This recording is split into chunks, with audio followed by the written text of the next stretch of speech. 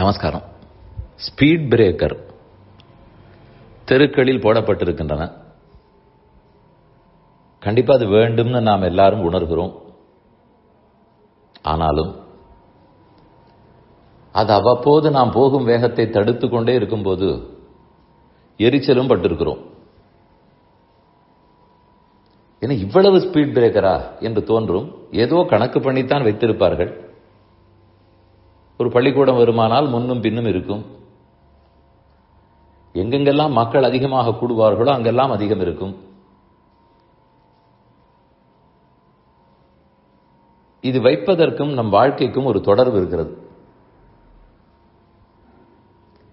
Speed பிரேக்கரே இல்லை என்றால் என்னாகும்? வண்டி வேகமாக போகும். பாதசாரிகளுக்கோ மற்றும் வண்டி ஓட்டுநர்களுக்கோ ஆபத்து அதிகம். ஓட்டுநர் கூட ஓட்டி கொண்டு போய் விடுவார். எதிரில் வருபவரோ பக்கத்தில் இருப்பவரோ அடிபடுவார். மற்ற பேருக்கு ஆபத்து அதிகம். அதனால் ஸ்பீட் பிரேக்கர் வைக்கிறார்கள். அந்த ஸ்பீட் பிரேக்கர் இருந்து ஓட்டுநர் பார்க்கவில்லை என்றால் அப்போது வண்டியில் இருப்பவர்களுக்கு ஆபத்து அதிகம். இவர் வேகமாக வர வேகத்தடையை பார்க்காமல் தடால் என்று வண்டி தூக்கி போடும்.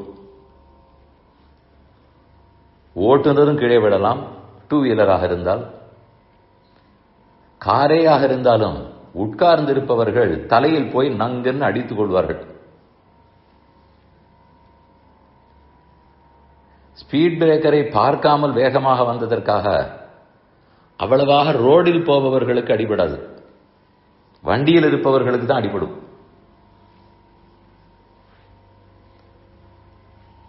ரெண்டு விஷயங்கள் சொன்னேன்.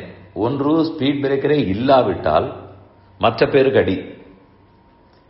ஸ்பீட் பிரேக்கர் இருந்து நான் பார்க்காவிட்டால் எனக்கே அடி. ஸ்பீட் பிரேக்கர் இருந்து பார்த்தேன் என்றால் ரெண்டு பேருக்கும் அடி இல்லை. இதுதான் நியாயம். இது போலத்தான் நம் வாழ்க்கையில் சாஸ்திரங்கள் எல்லாம் இன்னத்தை செய்யாதேன்னு பிரேக் போடும். நமக்கு இருக்கிற வேகத்துக்கு இஷ்டத்துக்கு வாழ பார்ப்போம். கொஞ்சம் சக்சஸ்ஃபுல்லாக இருந்து விட்டால் கேட்கவே வேண்டாம்.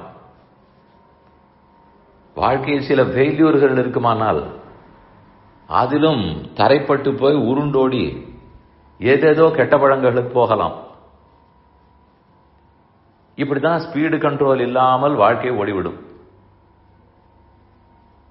அதுக்கு ஒரு கடிவாளம் வேணுமே. அதற்குதான் சாஸ்திரங்கள் எல்லாம் இதை செய்யாதே, இப்படி ரொம்ப சந்தோஷப்படாதே, வானத்துக்கும் பூமிக்கும் குதிக்காதே சொல்லிக்கொண்டே இருப்பார்கள். ஏதான சின்ன சின்ன குட்டுகள் கூட விழும். ஸ்பீட் பிரேக்கரே இல்லை என்றால் நம்மை தடுக்கவே முடியாது.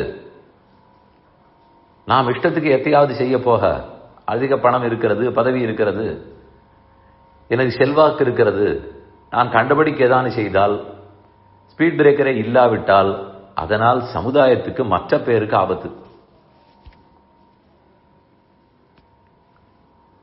அதனால் தான் ஸ்பீட் பிரேக்கர் வைத்திருக்கிறார்கள். இன்னென்ன குற்றத்துக்கு இன்னென்ன தண்டனை உண்டு, செய்யாதே, செய்தியானா பாபம் உண்டு, அது இப்போதோடு போகாது, பல பிறவிகளுக்கு தொடரும். இதெல்லாம் இல்லை என்றால் பலருக்கு ஆபத்து. இருக்கவே தான் சற்று நாம் கட்டுப்படுகிறோம். ஆனால் நம்மில் சிலரே அப்படி அது இருந்தாலும் அந்த சாஸ்திரத்தை கண்டுகொள்ளாமல் இருப்போம். அதை மீறி விடுவோம். அது என்ன சொல்வது, நாம் என்ன கேட்பதுன்னு தோன்றும். அது ஸ்பீட் பிரேக்கர் தெரிந்தும் கண்ணில் படாதது. அப்ப என்ன ஆகும்? மற்ற பேருக்கு அடிபடுவதை விட எனக்கு படும். நமக்கு அது அப்போது தெரியாது. என்ன ஸ்பீட் பிரேக்கரை பார்க்கவில்லை அவ்வளவுதானே நினைப்போம். அது உள்ளூர நமக்கு எவ்வளவு அடிபட வைக்கும். மற்ற பேருக்கு ஆபத்தை காட்டிலும் எனக்கு ஆபத்து அதிகமாக இருக்கும். சாஸ்திரம் இருந்தும் மீறினேன் என்றால். ஆனால் சாஸ்திரத்தை மீறுவது நமக்கு தெரியவே தெரியாது. அதைத்தான் நாம் மதிக்காமல் போய்விட்டால் தானே மீறுவோம். நான் தான் ஸ்பீட் பிரேக்கரை பார்க்கவே இல்லையே, இருட்டாக இருந்தது தெரியவில்லை, லைட் இல்லை, அதில் ஜீப்ரா போல கோடு போடவில்லை, அப்படியே விட்டு விட்டார்கள், எதுவோ சொல்லுவோம். ஆனால் மொத்தத்தில் கண்ணில் பட்டிருக்காது. அதே போலத்தான் சாஸ்திரம் ஏதோ நாளைக்குது, இந்த நாளைக்கு எழுதப்பட்டதா, கலியுகத்துக்கா, அன்று எழுதப்பட்டது இன்னைக்கு செல்லுபடியாகுமா, அது யாரோ மனிதன் எழுதினது தானே, இப்படியெல்லாம் எத்தையோ பேசிக்கொண்டு அதை கண்டுகொள்ளாமல் விட்டோம் என்றால் நமக்குத்தான் அடி. சாஸ்திரமும் புரிந்து அதை தெரிந்து மீறாமல் இருந்தோம் என்றால் நமக்கும் அடிபடாது, பிறருக்கும் அடிபடாது. மற்ற பேருக்கும் துன்பம் இல்லை, எனக்கும் பாவம் வராது. ஆனால் இந்த ஸ்பீட் பிரேக்கரை பார்க்கும் போதெல்லாம் இந்த விஷயம் நமக்கு புரிய வேண்டும். ஜாகிரதையாக இருப்பதற்கு, இருபுறமும் ஜாகிரதையாக இருப்பதற்கு தான் இதை வைத்திருக்கிறார்கள். அதை போலத்தான் தர்மசாஸ்திரங்கள். அது இல்லாமலும் இருக்கக்கூடாது, இருந்து நான் பார்க்காமலும் இருக்கக்கூடாது, நன்றாக வாழ வேண்டும்.